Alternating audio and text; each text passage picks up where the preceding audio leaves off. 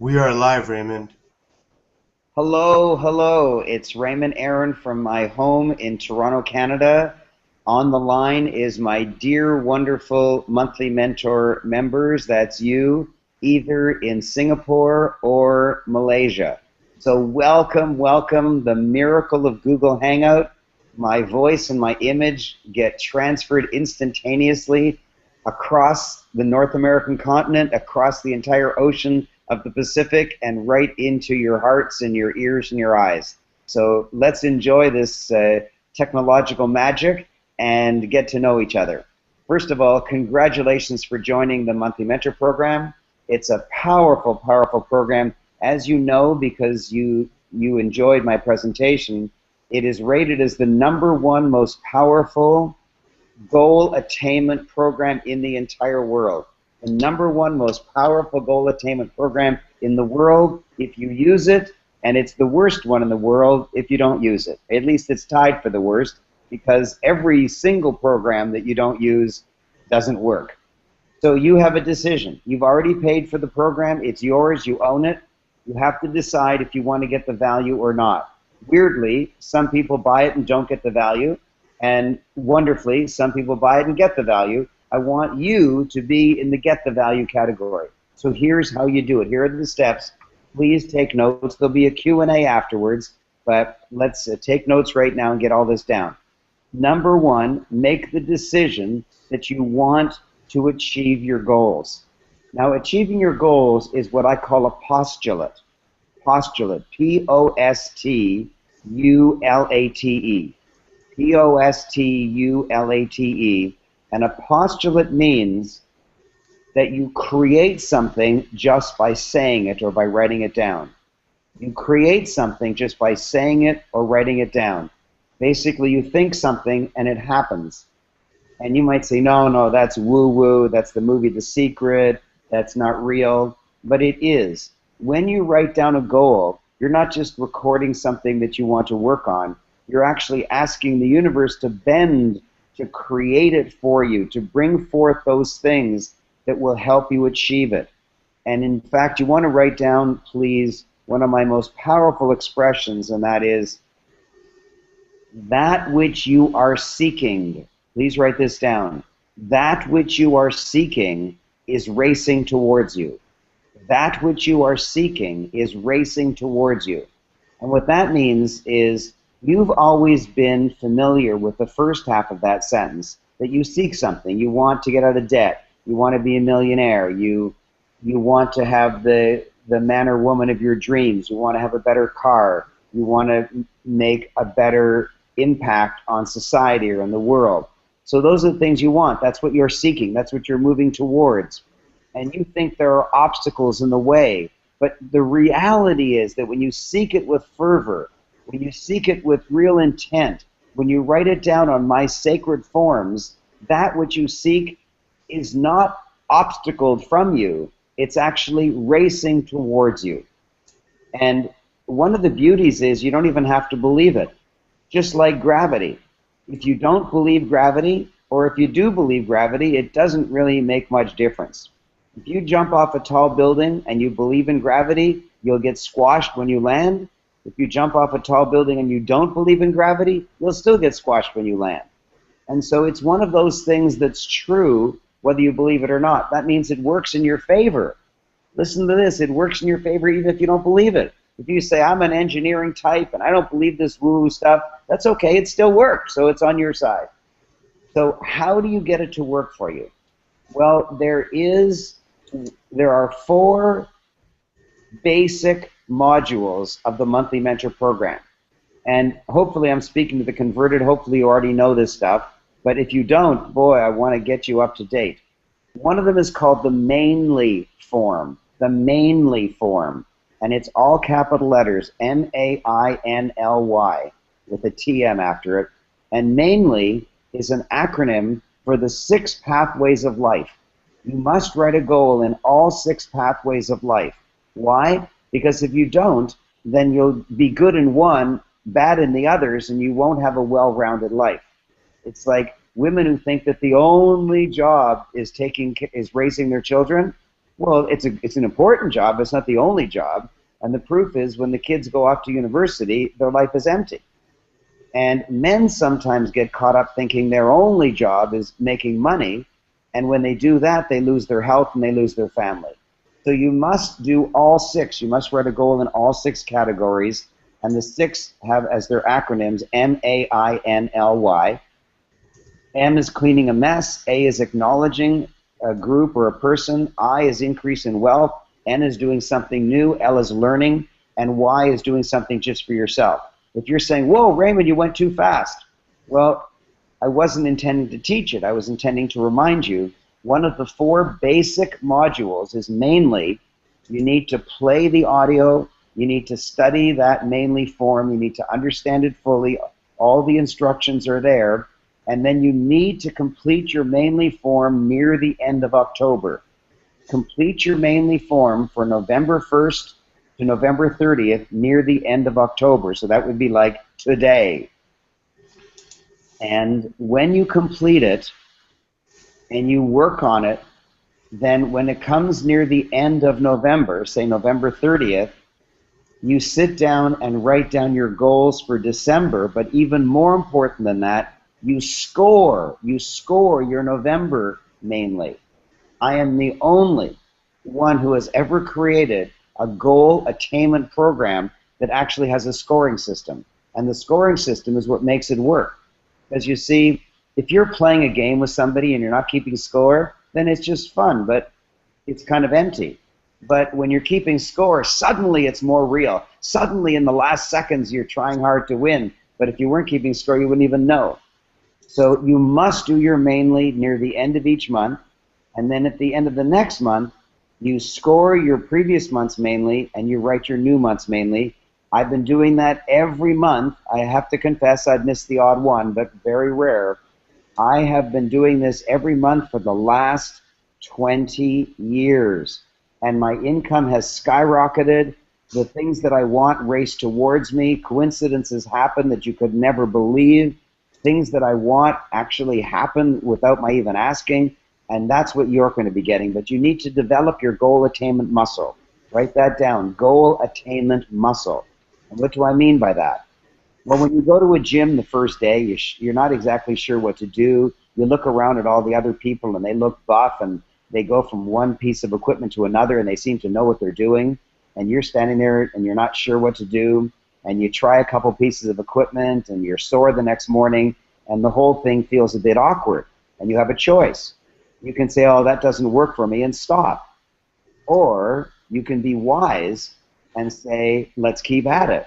Well, the next time you go, you have a coach, that's me, and you do better on each piece of equipment, and then next day you do better on each piece of equipment. Finally, after a few weeks, you're not stiff the next morning. And finally, after a few months, you know everything. You understand all the pieces of equipment. You've lost a lot of weight, and you're buff. And you see somebody new walking in who doesn't know exactly what to do, and that's exactly you. At this moment, your goal attainment muscle isn't strong enough. So I'd like to compare you and me right now. The only reason that I get a higher mark on my mainly than you do, the only reason that I get a higher score each month, the only reason that I can write down really big goals and achieve them, and you write down small goals and maybe you don't achieve them, is I've been doing it every month for 20 years. And you don't have to do it for 20 years. You only have to do it for maybe 4, 5, 6 months in a row for your goal attainment muscle to be very, very strong. Just 4 or 5 or 6 months in a row for your goal attainment muscle to be very, very strong. And when it is, not only will you be able to achieve more and more of your goals, but you'll be able to write bigger and bigger goals and achieve them in that month instead of in 3 months or in 12 months or such. So mainly is critically important. The next one that's important is called annual backwards goals, and that's one of the 4 basic modules. And that one teaches you how to write your annual goals. So you might want to do that in October also, from whatever the date is that you do it, maybe October 28th or 29th or 30th, till December 31st of next year. So you give yourself an extra month or 2. Don't write your annual goals from now to the end of this December if it's only a couple months. So write it for 14 months and do it now. and keep it where you can see it. Otherwise, you'll forget what your annual goals are, and you will see how fast they come true. It's remarkable. Those are two of the basic modules of the monthly mentor program. Another one is called Annual Love Letters, and this is the one designed to show you what your own loves are.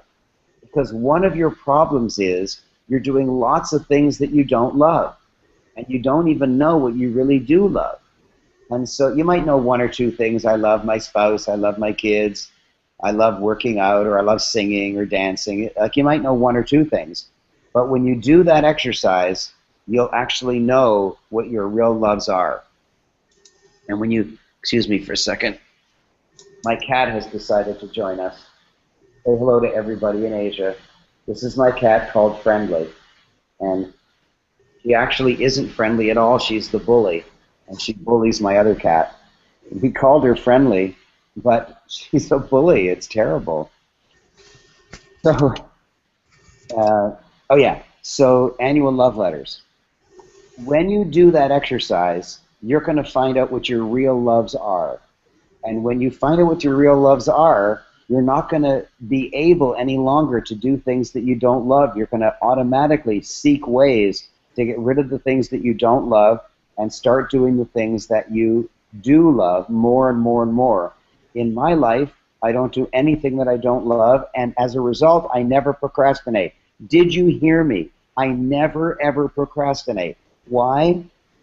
Because I do only those things that I love. You procrastinate because most of the items on your to-do list you don't want to do. I say, well, someone has to do them. Yes, but not you. And in the Mainly form, you'll learn how to delegate very, very powerfully. The reason I get more things done, the reason I earn in a week what the average person earns in a year, listen carefully, the reason I earn in a week what the average person earns in a year is simply because I do only what I love, and I get paid enormously well for it. Now, some people snicker and say, I love sleeping in. You can't get paid for that. So you can be cutesy and you can be sarcastic, or you can listen carefully and dramatically increase your income and dramatically increase your quality of life, because when you do only what you love, the world is really wonderful. So in my business life, here are the three things that I love, and they're the only three things that I do. Number one, I design educational material like the Monthly Mentor Program, which you already own. Number two, I teach, which is exactly what I'm doing right now. And number three, I inspire you to be your best, which is my intention as to what I'm doing right now. That's all I do. You'll notice that I have a wonderful technical assistant, Ashar. That's A-S-H-A-R. And Ashar, I think you have to speak so that they can see you. Is that right? Yes. Hi, everybody. And Ashar loves anything technical. He loves iPhones, he loves computers, and everyone in my office, when anything technical doesn't work, they go running to Ashar saying, it didn't work, it's supposed to do this, but it didn't. And he just smiles and looks at it and rolls his eyes, oh my gosh, problem 432, I know what that is. And he just does it, and he loves it. Now, I don't. I graduated as a physicist, so I used to do things technical, but now I have other aspirations, and so I do what I do well. I already told you the three things. Ashar does what he does well. But listen carefully. I want you to understand delegation very, very carefully. It's not that I'm doing higher things than Ashar or better things than Ashar. It's not that at all. It's rather that I'm really good at the three things that I do, and Ashar is really good at the three things that he does.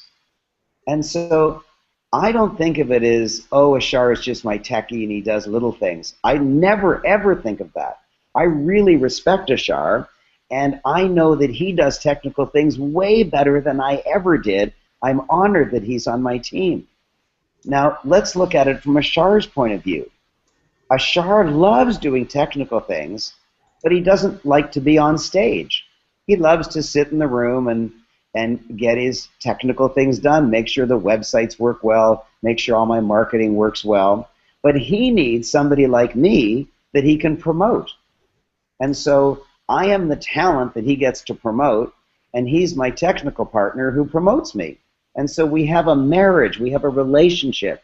It's not a master-slave, it's not a big shot and little guy, it's not that at all. Delegation isn't that one-upmanship kind of thing. Delegation is a partnership. And when you learn what you love, and you do what you love, you'll be paid way more. And then when you find other people who do what they love, the partnership will make way more money for you and way more money for them. And we go into that in far more detail in the Monthly Mentor Program, but I just wanted to tell you that's the third item in the basic Monthly Mentor Program is annual love letters. And the fourth one is very interesting. It's not how to design your month, and it's not how to design your year, it's how to design your whole life. Your whole life. And it's called your life mission.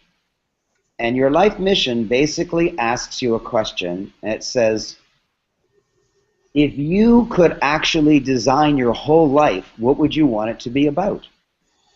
In other words, if you died today and you were floating just under the ceiling of the mosque or the temple or the synagogue or the church, and you were listening to the person doing your eulogy, what would you want that person to say? And I know what I want that person to say. I want that person to say that Raymond was a great teacher, a great husband, and a great husband. Did I say it right?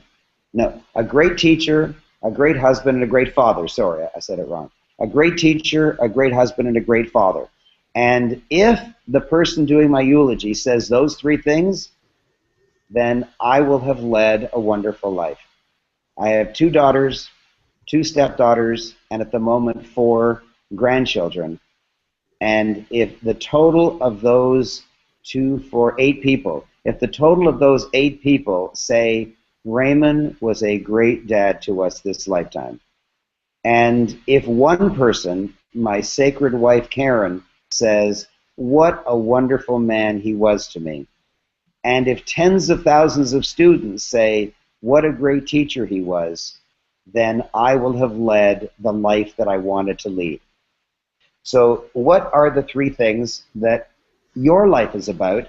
And it's not to answer right now, it's to do that exercise called your life mission, because there's some other aspects about it that you have to understand before you can just decide what your 3 are. That's the 4 basic modules. There's also about another 12 modules that will help you do other things like overcome procrastination, prioritize. The prioritizing one is powerful. You know what a meat grinder is? You shove all kinds of meat at one end and you turn the crank, and then sausages come out the other end all neat and organized and in order. That's what the priority organizer does. You put into one end all your items on your to-do list, like maybe 20 items on your to-do list. I've got to pick up the laundry, and I've got to write this report, and I've got to fix the car, and all the items on your to-do list, everything, whatever they are. And you put them into the priority organizer, and the priority organizer actually organizes them for you. It's shocking. It's an amazing process where coming out the other end, like half an hour later, all of your tasks are put in order. So you do the first one first and the second one second. You might say, it's impossible. How can a piece of paper do that? And it does. You'll see. Very powerful. So learn the basic 4 modules. Do the annual love letters once a year because it changes. Do your life mission once a year just to confirm that your mission hasn't changed, because there are people like Christopher Reeve. You remember he played Superman, a great American actor who played Superman, and then he fell off a horse, broke his neck, and was completely disabled. He was a quadriplegic, couldn't move anything except his eyebrow or his mouth or something. It was horrible. Well, all of a sudden his life mission changed from being a great actor to raising funds for spinal cord regeneration research. And so sometimes your life mission changes. And then every single year you, of course, do your annual love letters, and once a month you do the mainly form. There's 3 things you do once a year and 1 thing you do once a month. You might say, oh my God, that's too much time. No, it isn't. Once you know how to do it, it takes 23 minutes to do your mainly form each month, and it'll save you time and bring you all the goodies of life that you want. So that's the monthly mentor program.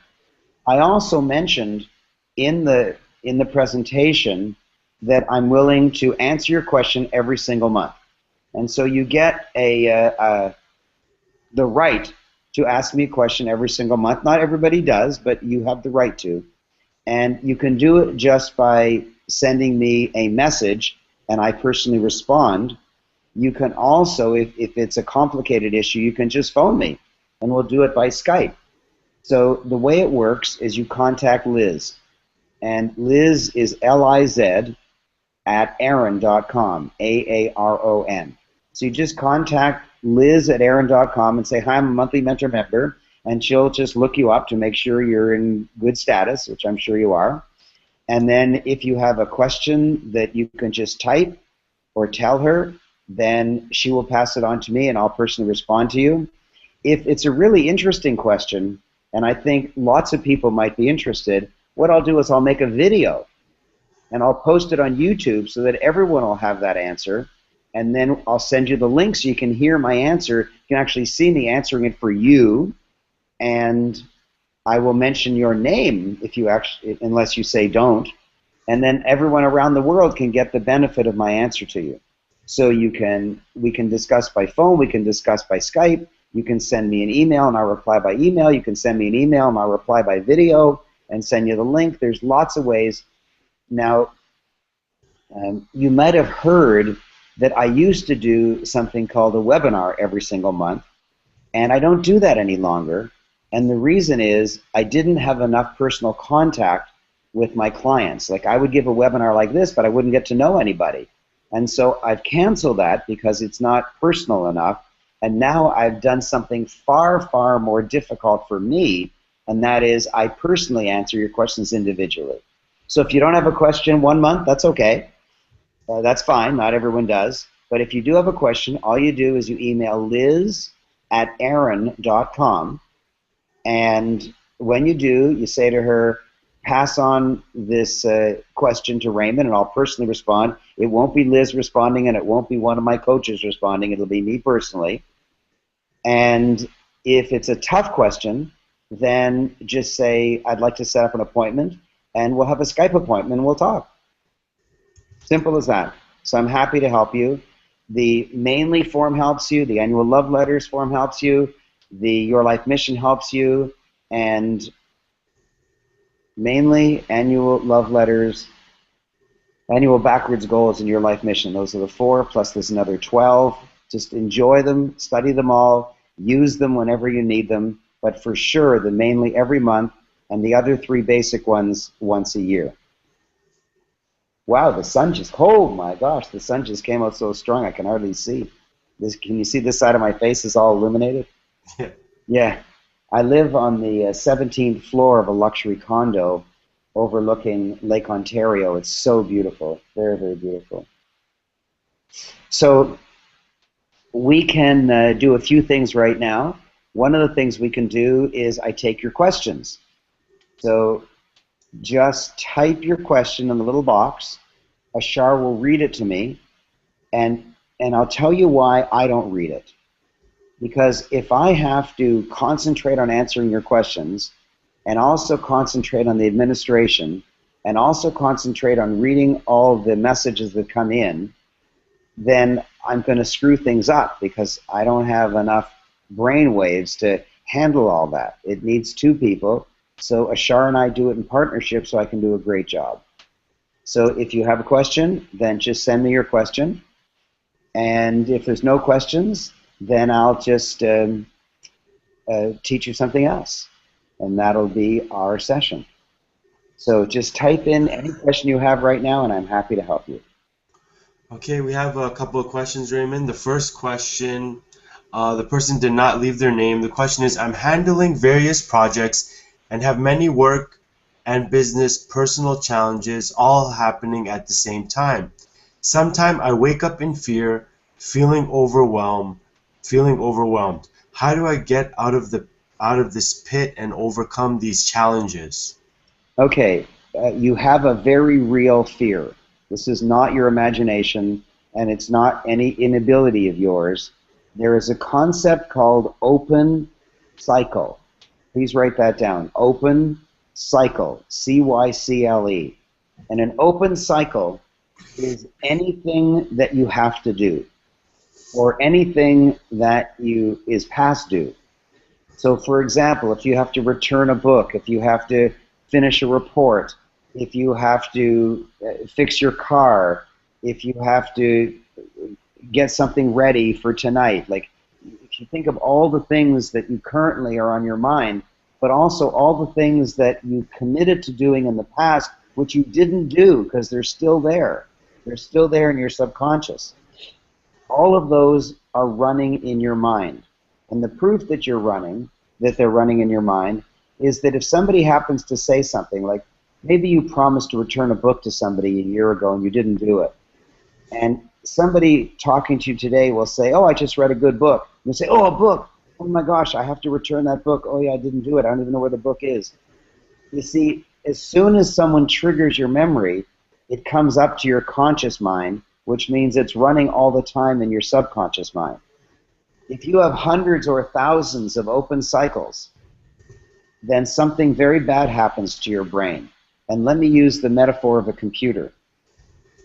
If you buy a brand new, really, really fast computer, brand new, really fast, and then you open lots and lots and lots of programs all at the same time, what happens to the speed of your computer? You know the answer, it slows down. And what happens to the accuracy of your computer? It starts failing. It starts doing dumb things like crashing. And so your computer, even though it's fast and new, acts as if, listen carefully, it acts as if it's slow and dumb. It's smart and fast, but it acts as if it's slow and dumb, and it crashes every so often, and it goes too slow. And that means when you have many open cycles, you act as if you're slow and dumb. I'm not insulting you, just listen carefully. You are fast and smart, but because you have so many open cycles, you act as if you can't do any better than being slow and dumb. So you make mistakes. You make mistakes, and you go too slowly. You think of things too slowly. And when that happens, you get overwhelmed immediately and can't get anything done. So it's like the poor get poorer. If you have open cycles, then your thinking is slower, and that means you have less ability to close cycles. And so here's how you get out of this vicious cycle. You take one thing, it's called stable. You take one stable item, and you focus on it, and you do it. Don't try to do hundreds of items. Just focus on one thing. If you've got 40 items on your to-do list, and you're overwhelmed, don't throw that list away because you have to do those items, but put it away and take one clean sheet of paper and write down one item on it, one, and do it. You might say, well, how's that going to help anything? Believe me, you'll see. And once that's done, look at your long to-do list, decide the next thing you're going to do, and take one item and do it. And when you start closing cycles, you'll start acting as if you're smarter and faster. And that's the secret. That's how you do it. Now, how do I prevent it? And the answer is, I commit to way fewer things than you do. Now, I already told you I run 40 businesses, brands, and cash-gushing websites. I have 10 employees. I have clients in about 14 countries around the world. And I do almost nothing. In terms of, I commit to almost nothing. I commit to creating educational material, I commit to teaching, and I commit to inspiring people to be their best, and that's it. I don't sign checks. I don't clean the office. I don't do my tax returns. I don't talk to the accountant. I don't do any of those things that you do. And as a result, I only have a few things I need to do, and I get them done. I never procrastinate anything. You might say, well, you're so rich you can hire staff. Well, that's not the truth. The truth is, when I was broke, I closed cycles and became richer. So just start closing cycles. And you'll see. And delegate as much as you can. Even if you can't afford it, you can delegate for free. You can say to somebody, will you do my tax returns and I'll babysit your kids a few times a year? Like, figure it out. Be creative. But you have to stop doing everything yourself. Otherwise, you'll act as if you're slow and dumb, and you sure don't want that. That's a really good question. Thank you. Okay. The next question is,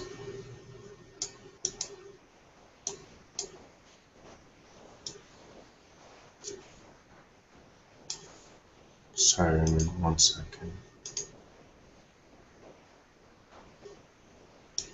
Everyone's hoping. I hope Ashar chooses my question.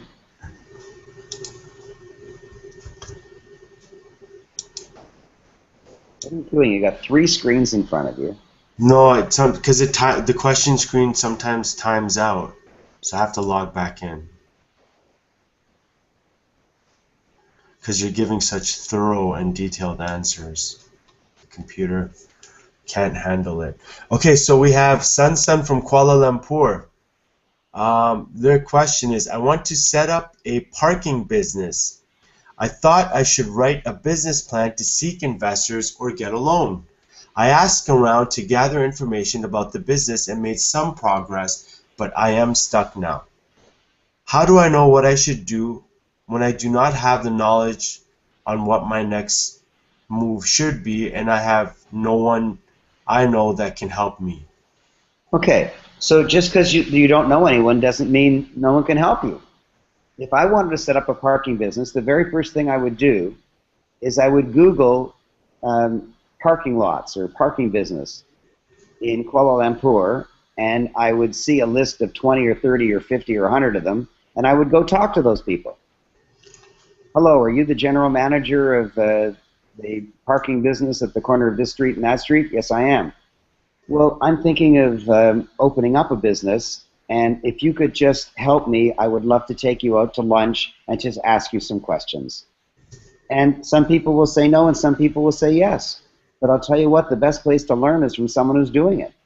You might say, well, why would they help? I'm going to be a competitor. And the answer is because wealthy people are eager to help. It's only broke people who aren't. So just call up, and if you don't have the courage to call someone up, then don't start the parking business. Because you need to learn from people who are doing it. You can Google parking business and read anything you want online, but it's not as good as actually having a mentor work with you right there in Kuala Lumpur, someone who's actually running a parking business, and most people are overjoyed to help you. They're just so tickled that somebody is interested in them. Try that. Is that a short enough question? Short enough answer for you? Yes, sir. The next question is from Wendy Ong in Kuala Lumpur. Hello, Raymond. I need to be able to come up with an income plan to clear my credit card debt and a few other commitments like the car loan and my mortgage or my housing loan, and to be able to start saving. Does she have a question? Well, we'll improvise a question. I guess her question is, how do I do it? Yes. Okay.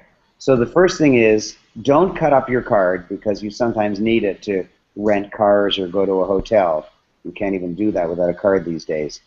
But just lock it in a place in your home where you don't take it. Don't take it to work. Don't take it. Don't take it. Because you're already in debt. You don't want to add more debt to it. And if you can't do that, if you can't put your credit card away and go around town without it, then simply stay in debt for the rest of your life because you're addicted to debt. If you can't leave your card at home, then you are addicted to debt. If you can leave your card at home, then you can get out of debt because it means you're not going to be adding anything new to your debt. So that's the first decision. You have to decide, are you addicted or not? If you're addicted, then stay in debt for the rest of your life. Nobody can help you. And I'm not being sarcastic. I'm telling you the truth. So the first test is, can you leave your card at home for the rest of your life, except when you're doing something that needs a card, like renting a car? And if you can, then you have to follow the rule that 10% of all you earn is yours to keep. Listen carefully. 10% of all you earn is yours to keep. There's a wonderful book called The Richest Man in Babylon. The Richest Man in Babylon. And Babylon is spelled Babylon. And that's one of the first books that I read that changed my life. It's a very short book, and it's a book about a young man who goes up to the richest man in Babylon and says, please teach me how to be rich. And the richest man says, okay, do these tasks for me, and each day I will teach you how to be rich. And the very first lesson he taught him was, 10% of all you earn is yours to keep. And the young man said, well, of course it is. 100% of all I earn is mine to keep. And the richest man said, no, it isn't. You give money to your landlord. You give money to the butcher. You give money to the grocer. You give money to the cobbler. You give money first to all those people, and there's nothing left for you. And so 10% of all you earn is yours to keep. That means when you earn $1 or a yen or a pound, you take 10% of that and put it in a savings account and use that initially to pay off your debt and then to start saving and investing. And if you say, oh my gosh, there'll be nothing left, I won't be able to pay all my debts. Well, what you'll do is adjust your lifestyle to make sure that happens.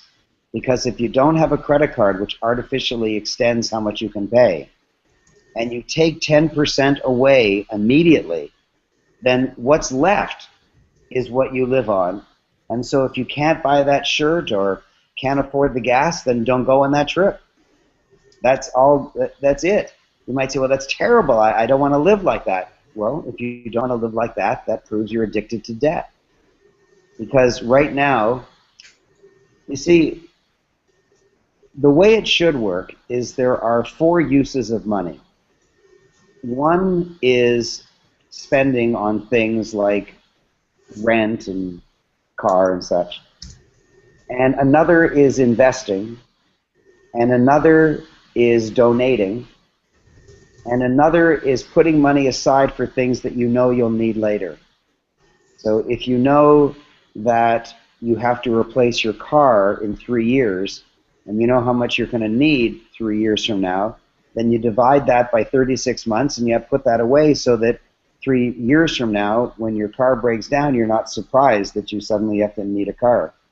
And people don't do that. What they do is they ignore putting money aside for future needs, they ignore savings, they ignore donating, and they just spend. But they don't spend 100% of what they earn. They spend 110% of what they earn. And they don't do any of the others, and their life is a shambles. If there were no credit cards, you couldn't spend more than you earn. And so just put your credit card away, take 10% of what you earn, and immediately pay down one of the debts. And then you've only got 90% left to live on, and you'll figure out how to live on that. That's my answer. Okay, the next question is from Agnes in Singapore. How do I manage my time to write when at the end of the working day I am already exhausted? Well, one of the reasons you're exhausted is because you don't love what you do. Ashar isn't exhausted at the end of his day, and he works really hard. And I'm not exhausted at the end of my day. I'm doing a webinar for Kuala Lumpur and Singapore in the morning my time. And then I'm going to a golf club and doing a huge television interview. They've chosen the golf club to do the interview. And then later tonight my time, I'm doing another webinar for, it's a preparatory webinar for people attending a course this weekend, and we're telling them how to get prepared for it. And so I'm doing 3 webinars today, plus all the other work that I have to do. And I'm planning a retreat in Bali that I'm working hard on. And at the end of tonight, like at midnight, I'll be bouncing off the walls. I'll be so excited.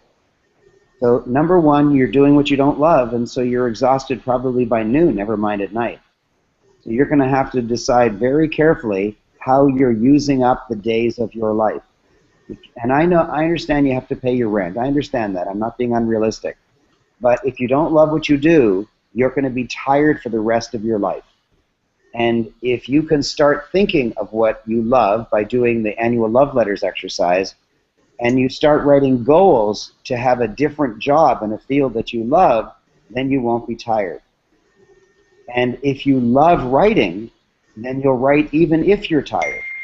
So it feels to me like you are doing during the day what you don't love, and so you get tired, and then you are trying to do at night writing, which you apparently don't love, because if there's something I really love to do and I'm tired, I do it anyways. So I think you're filling your life with things you don't love. That's just my thought, just from the brief thing that you mentioned to me. Okay, Wendy from Kuala Lumpur's question is, I seem to be easily distracted with little things that come by that I am not able to complete any tasks that I have set out to do. Yes? So I guess she's saying that she gets distracted a lot. Yes. Well, do the annual love letters exercise, because you get distracted only because you don't particularly love what you do. Like, I don't get distracted. Ashar doesn't get distracted. Like, Ashar is totally focused on doing a wonderful job making sure that this webinar is technically perfect. I'm doing the best job making sure I answer your questions perfectly. My mind isn't wandering on other things that I should be doing. When you love what you do, your mind doesn't wander. When you love what you do, maybe you've never loved what you do. But that's the solution. Do the annual love letters and then write your mainly goals every month to do more and more of what you love and less of what you don't love. Oh, Ashar? Yes? My battery's going to die and we're going to get disconnected. I have to run and get my charger, sorry. Okay. So if you could just teach them something for 30 seconds or 60 seconds. Okay, sure. So yes, everyone, the best way to do your mainly form, and I do the mainly as well, is to put it in your calendar, use your smartphone, whatever the case may be, on a weekend, preferably in the morning when it's quiet and you're not distracted, to dedicate at least an hour to set out and write your goals. Write out, your minimum, your target and outrageous for all of the categories, for your mess, for your acknowledgement, for your increase in wealth, for a new thing that you want to learn or do, and something else you want to learn as the L category, and something for yourself. Do that every single month, and make sure you dedicate time to doing it. If you don't put it in your schedule, then you're going to find that the months go by, and then the years will go by, and your life will have been wasted. And the reason why you're living a mentored life is because you have a mentor, Raymond, telling you to do this. Because if Raymond wasn't telling you to do this, you wouldn't do it, and your life wouldn't change. So if you want to stay the course, then don't do this. But if you want your life to change, then start filling out your mainly and follow the instructions Raymond gave you earlier during this hangout. Thank you. You're welcome. Good advice. Okay, so we have Wendy from Singapore. Hi, Raymond. How do you manage to own 1,000 properties, and what property opportunity would you recommend people in Singapore to look at or invest in? Okay, first of all, I don't own 1,000 properties, and I never said that.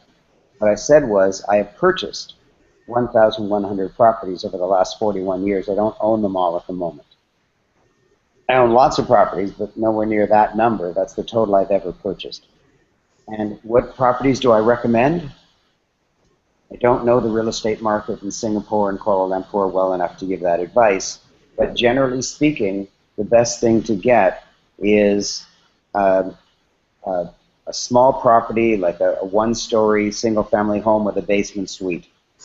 Is that you'll get lots of rent from it, and it'll hopefully be positive cash flow for you.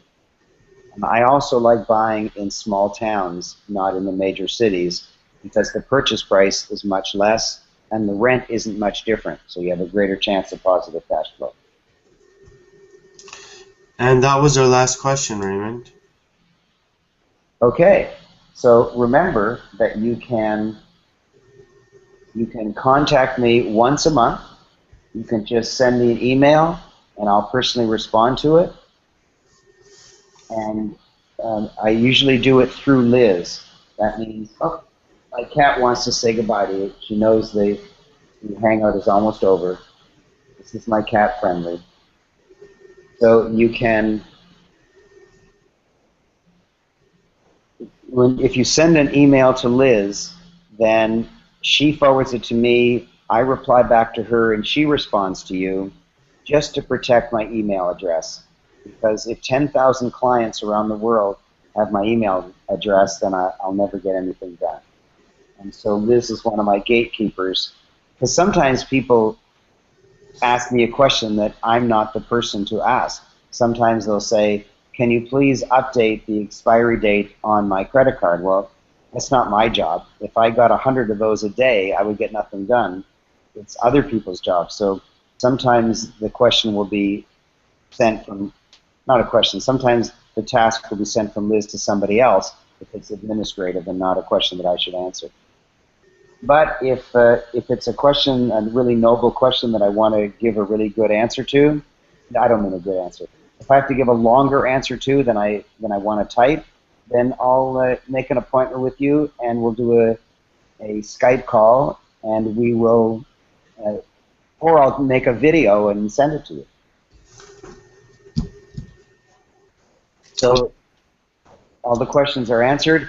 Remember, you get one a month, so use it wisely. And if you don't use it 1 month, that's okay. But what's not okay is to not do your mainly. And since this is the end of October, my cat Friendly is saying to you, yeah, there she is.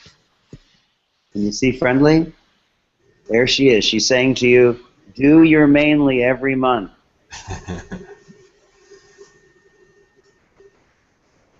Okay, Ashar? Yes, sir. Okay, thank you very much. Bye. Bye-bye.